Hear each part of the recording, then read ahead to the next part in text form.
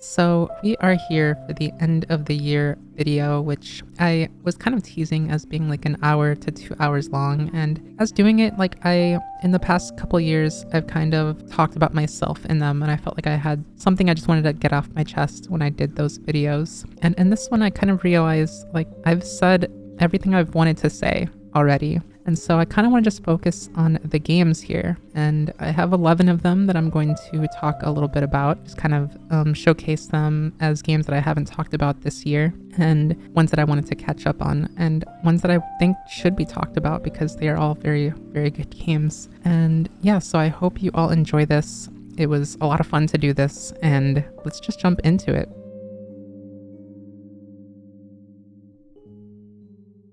Sure, Rockstar. So Hi-Fi Rush is the first game we are going to get into, and this is a rhythm-based action game from Tango Gameworks, published by Bethesda.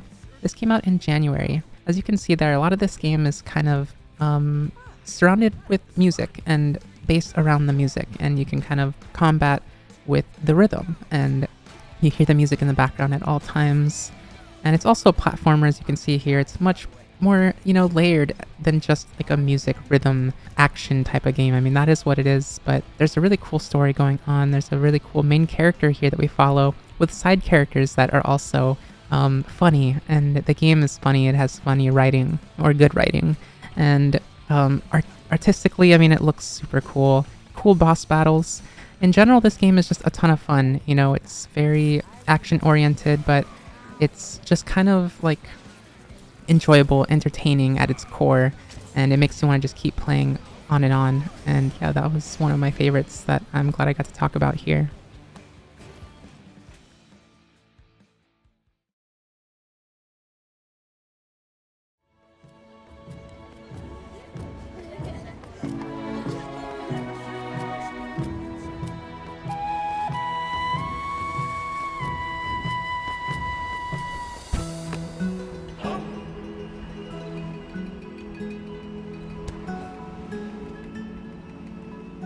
So Tchia is an action-adventure game from Awakeb or Awaseb, published by Kepler Interactive. This is a very, very incredible game. It's absolutely one of my favorites of the year. We're playing as Tchia here, and we are kind of exploring this fictional town, or not really town, but like a fictional place that's inspired by New Caledonia. And this came out in March. And it has some really interesting things here. A lot of it kind of surrounding music as well, which I really enjoyed.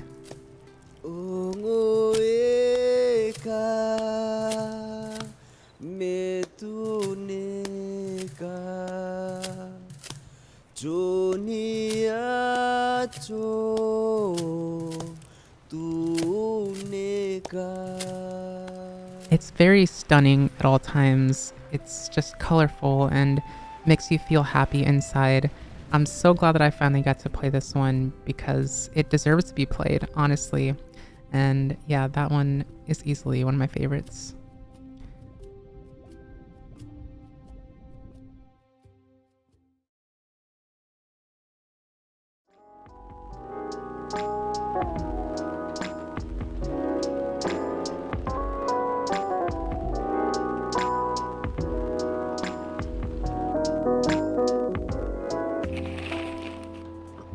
This is the sequel to Coffee Talk, which I actually never got around to, but I heard really cool things about it, and I was interested in playing it. Figured I would just try this one first. Maybe it wouldn't, matter which one I tried first. And this is very, very fun. It's, kind of just very narrative driven, sort of just talking to the customers that come into your coffee shop.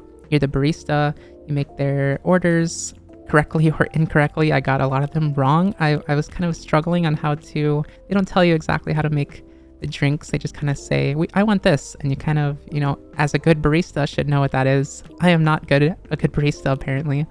But it was very quirky, of course, and this sort of like cool, almost hipsterish type of, it's in Seattle. It has all that kind of weird energy to it in the best way.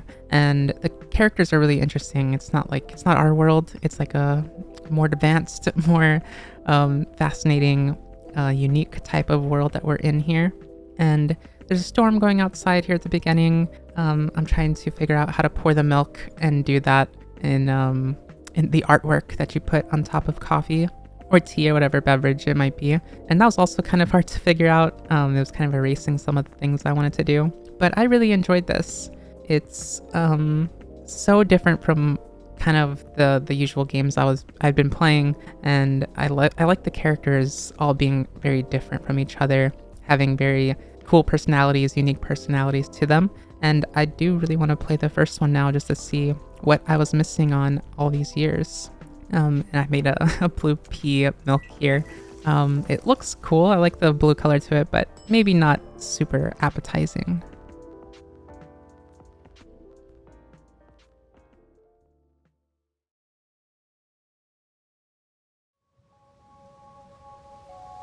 I came out here for like 2 hours last week.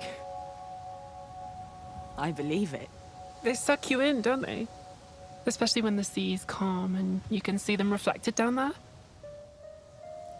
So Harmony: The Fall of Reverie is a narrative adventure game from Don't Nod, and it was released in June of this year. This is sort of an adventure, like, narrative game, like I said, but very visual novel-y, and it deals with some very cool concepts and cool characters. And, you know, they have voice acting here, so a lot of it's being spoken to you, but you can kind of read some of it as well when the character is in her own head. And the visuals stand out the most by far. I mean, it looks gorgeous in every single shot here. And I do like the characters. I like the voice acting. I have not finished like the entire game, but this whole kind of like figuring out which path to go down and everything you kind of do, what choices you make kind of matter. I really am enjoying that part of it, and it is very, very cool.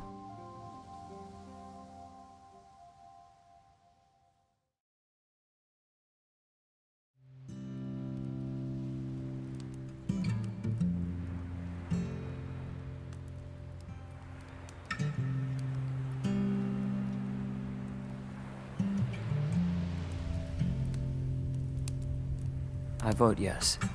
I don't think this is a voting type situation. I mean, it does kind of belong to all of us. Or it was supposed to. It does. You did a great job. So, what do you say, Fang?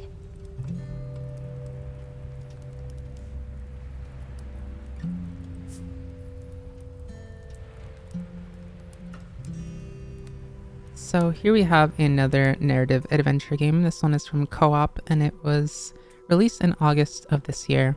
And yeah, a lot of this is also driven by dialogue and the voice acting in this game, and also music here as well. There's kind of a theme with a lot of the games here that kind of have like music surrounding them or involving it in some way. A lot of narrative, a lot of dialogue, a lot of character-driven stuff, and that's kind of what I revolve around, or what I gravitate towards. It's really what I'm into, and so I've been really enjoying this one as well as I've been playing it. I'm glad I'm finally playing a lot of these games, and this one has super interesting characters at the core of it, and that's what I'm loving so far. Here we have Fang, and you know, you get your choices of what you want to say in certain situations. Well, really in any situation, because it's all kind of again, dialogue driven, so you'll just have these times where you get to choose what you want the characters to say. There's other times here where you do get to choose like the design for this their band name, Worm Drama, and you get, like, you know, involved with the story, with the narrative, with everything. You kind of get to be placed in here, which is the reason for these kinds of games, right? They're interactive, they're narrative, but the additional music with this also just kind of, it all is a perfect blend for someone that's into it, and I definitely am into it. And so yeah, this is one of those games that I am so curious about playing till the end to see where this story goes.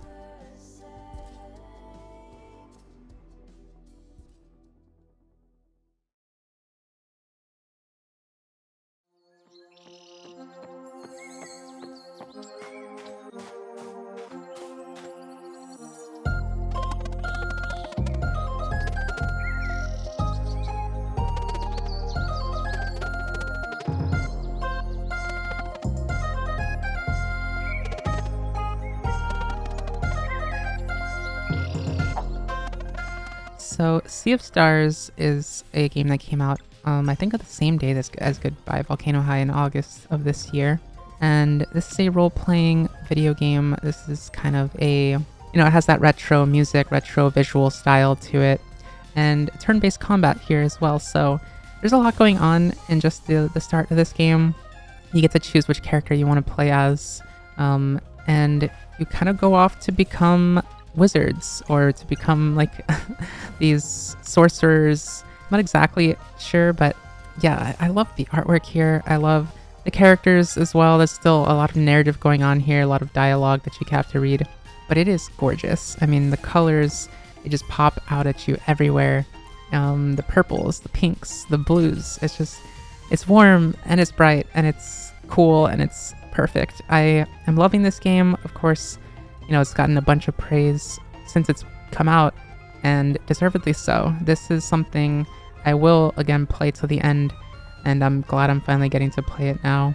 The music alone is something that got me just kind of obsessed with it instantly, and I want to figure out more. Turn-based combat isn't always for me, but I like how they're doing it in this one.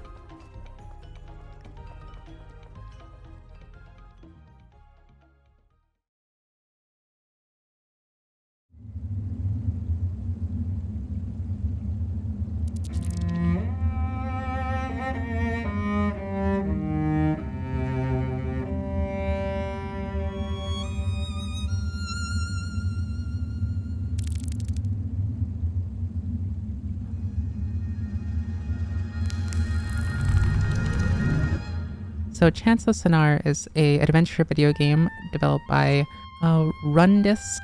So yeah, I think that's how you say that, and published by Focus Entertainment. That came out in September.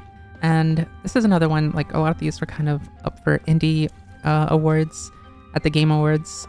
And so this one has a lot to do with language and trying to kind of figure out, like you see with this lever here, it opens and closes a door. And so based on the kind of the things you see on there, like not necessarily like words, but kind of the glyphs, like you have to kind of figure out what those mean. And so based on what you're doing, the actions, they do something.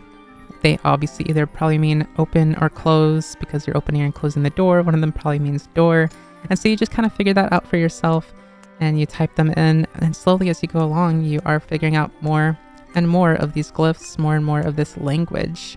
And it is such a cool sort of just different way of playing a game. You have your puzzle elements here.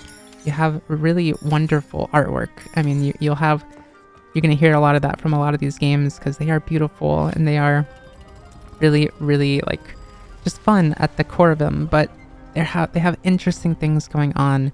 This one with the language again is just so different, so cool.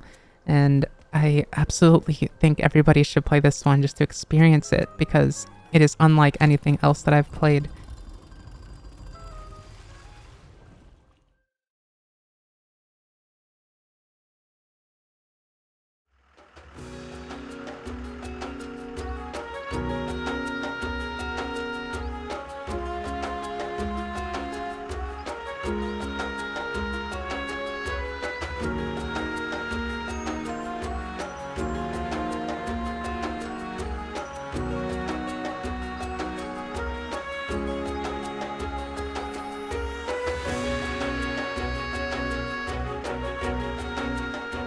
So Spirittea is kind of like a Stardew, simulation life sim RPG from Cheese Master Games and published by No More Robots. This came out in November of this year, and it is very much what I was expecting it to be, but it is still very pretty and very easy to just jump into and kind of like want to find out more about the world.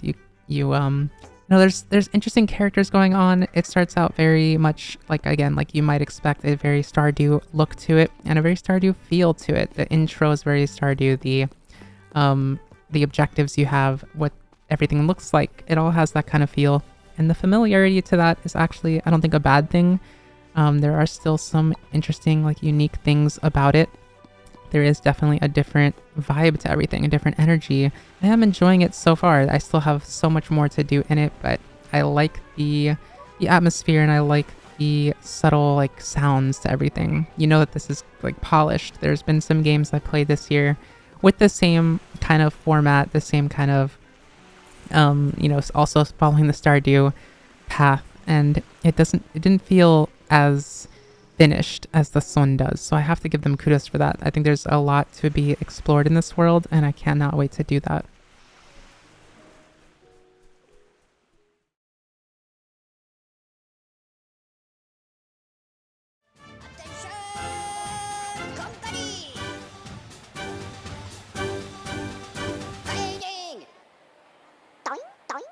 So Headbangers Rhythm Royale came out around October, somewhere around there, and I did play this one a little bit. This one is from Glee Cheese Studio, published by Team 17, and this is a rhythm game, online rhythm game, battle royale, rhythm game, all of that combined into one. You are pigeons as you play in these party games centered around music and rhythm, and sometimes some extra things that you wouldn't expect that you can't really even have that much control over. You kind of have to know certain sounds, and this is a much different, like not necessarily the kind of game I was expecting it to be. It's harder than I expected it to be. I wasn't very good at a lot of the games here, but it was still a ton of fun, and I don't know how relevant it still is after the few months that it's been out.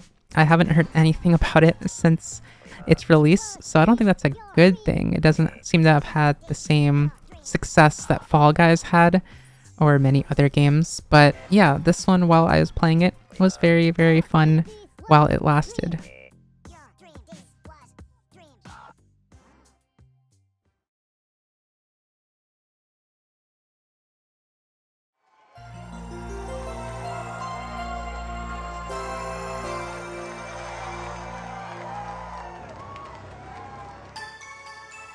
So Circuit Superstars is a racing game from Original Fire Games, and published by, I think, Square Enix. And this came out in October as well.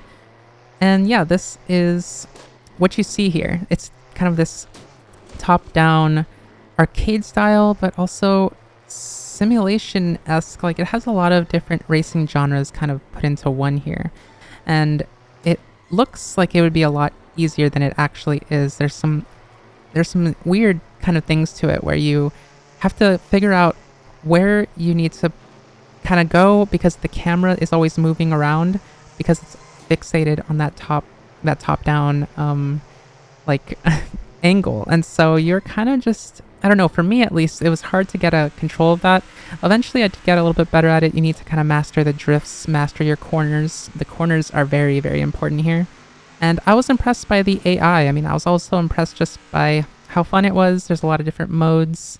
But the most impressive thing was definitely that it was not easy, even on the easiest difficulty. I mean, I'm sure eventually I would move up the difficulties as it got a little bit easier and you kind of master it. But yeah, so far I've been having a really fun time with it.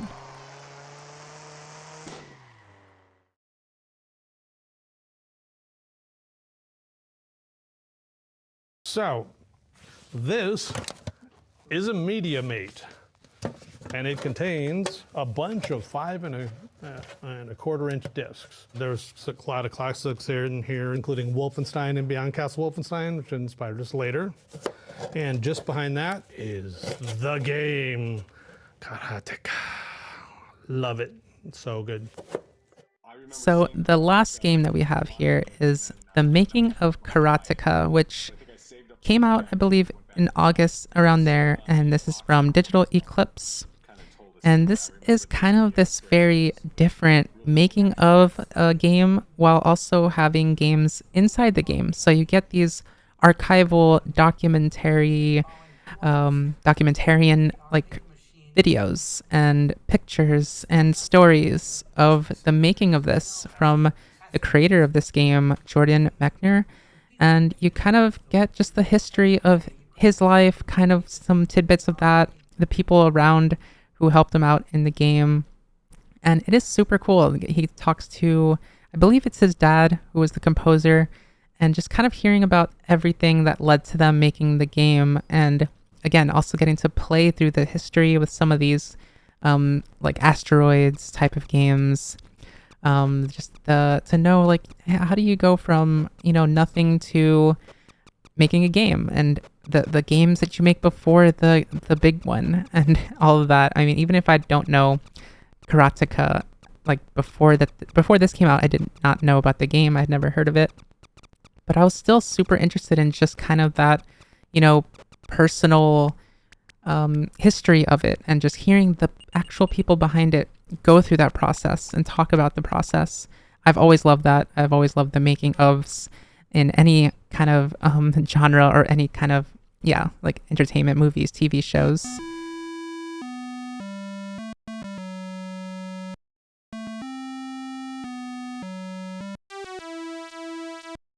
And you do finally get to play the game itself here. I don't know if this introduction that you're seeing here is the actual game.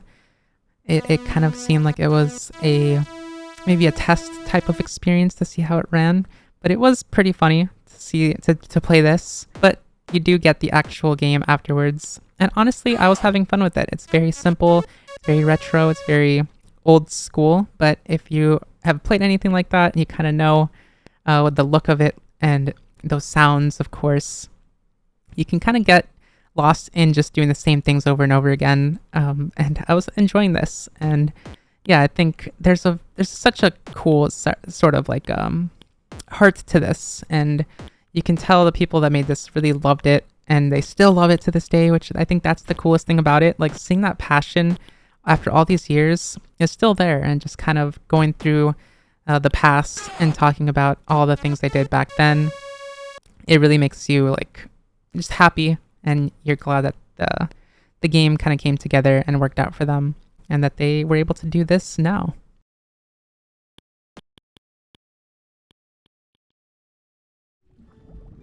And so that brings us to the end here of the kind of wrap up of 2023. I look back at 2023, just a year in gaming in general. And this was such an interesting year.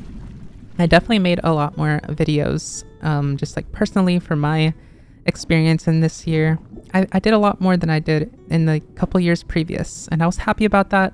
It still wasn't as much as I would have liked to, but I have plans and ideas of what I want to do going forward. I'm excited about the future, and who knows if those plans will actually happen. But it's like I'm happy, and I think that's the reason why I didn't feel the need to talk about anything having to do with me. I did that already. I'm still like going through a lot in my personal life, but I'm happy. I'm much happier than I've been, and so that's just really awesome. And I'm glad that I was able to just sit down and make this video and just kind of wrap up the year. I hope you have all been doing well out there. I hope you've enjoyed, just kind of talking or hearing me talk about these games a little bit.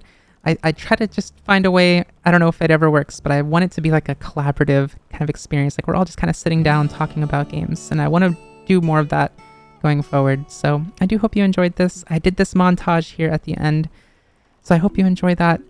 But again, everybody, take care out there, stay safe, and I hope to see you all in the next year, 2024. Bye, everybody.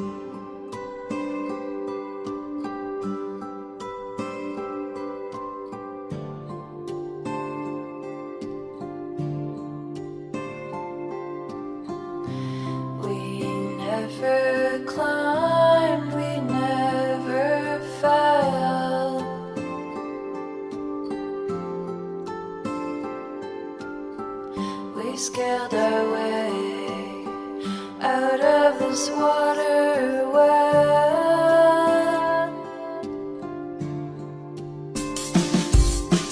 Ooh, I begin again. Ooh,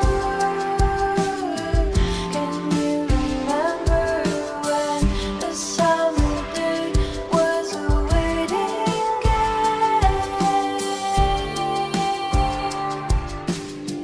Whatever happens to me now.